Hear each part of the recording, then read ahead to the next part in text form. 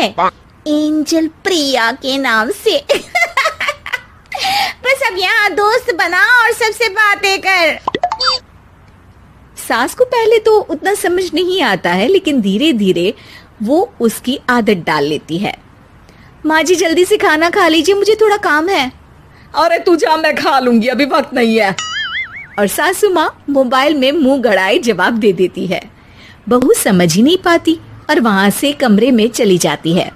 अचानक सास को किसी प्यारी पिंकी की फ्रेंड रिक्वेस्ट आती है। अरे वाह, ये तो कोई प्यारी सी लड़की लगती है, बात करती हूँ। सास फ्रेंड रिक्वेस्ट अपनाकर बात करने लगती है।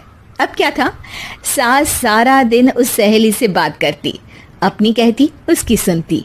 एक दिन सास फोन पर ही सरगड़ाए, अरे बहू जरा मंदिर के लिए थाली सजा दे, आज कीर्तन है। बहू फोन पर किसी को मैसेज टाइप करते कहती है, माँ जी क्या है, अब मुझे क्या पता कि आपको कौन कौन से भगवान की पूजा करनी होती है। तभी सास के पास कोई मैसेज आता है। अच्छा ठीक है, रहने दे, मैं ही कर लूंगी। अब मैंने मना थोड़ी ना किया है, कर देती हूँ मैं।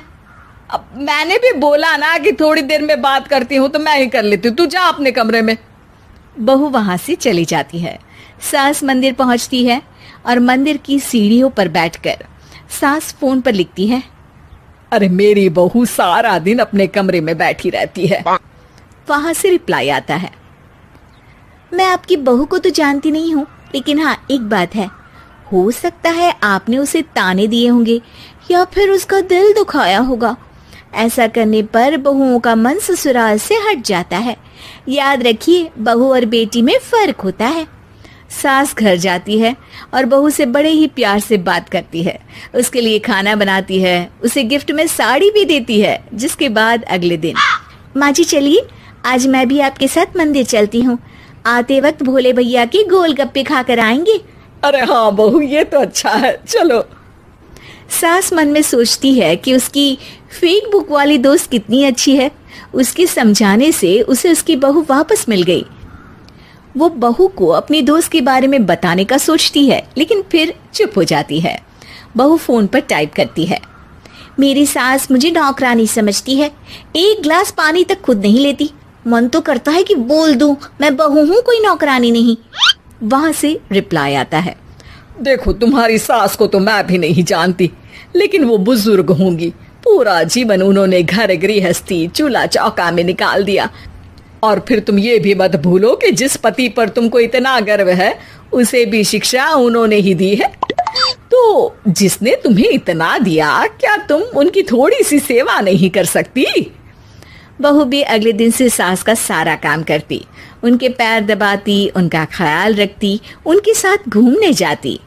एक दिन सास, बहू ये लो मेरा हीरे का हार।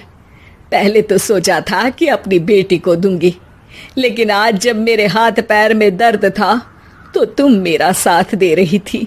समय पर खाना पानी देकर तुमने ही मेरा बुढ़ापे में साथ दिया। उसके हिस्से का बहुत कुछ मैं उसे दे चुकी हूँ, लेकिन ये अब तेरा। बहू तो ये देखकर खुशी से उछल ही जाती है। वो सास को गले लगाकर कहती है, माँ जी आप सच में बहुत अच्छी है। भला हो उस एंजल प्रिया का जिसने मुझे आपसे वापस मिलवा दिया, वरना मैं तो हमेशा आपको गलत ही समझती। मैं तो सोचती थी काश वो एंजल प्रिया मेरी सास होती। क्या नाम लिया बहू? एंजल प्रिया तेरी फेक बुक फ्रेंड है? हाँ माँ जी, वो बहुत अच्छी है।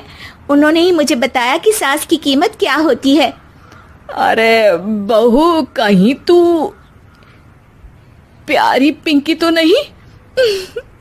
जी माँ जी, मैं ही हूँ प्यारी पिंकी। क्यों? सास बहू को गले लगाकर कहती है, मैं भी यही सोचती थी कि काश प्यारी पिंकी मेरी बहू होती। शुक्रिया बहू। सासू माँ, शुक्रिया तो हम दोनों को फेक बुक और सोशल मीडिया का करना चाहिए, जिसने हम दोनों को एक दूसरे से दिल से मिला दिया। अब तक दोनों को समझ आ गया था कि जो खुशी वो बाहर ढूंढ रहे थे, सच में तो वो उनके घर में ही थी।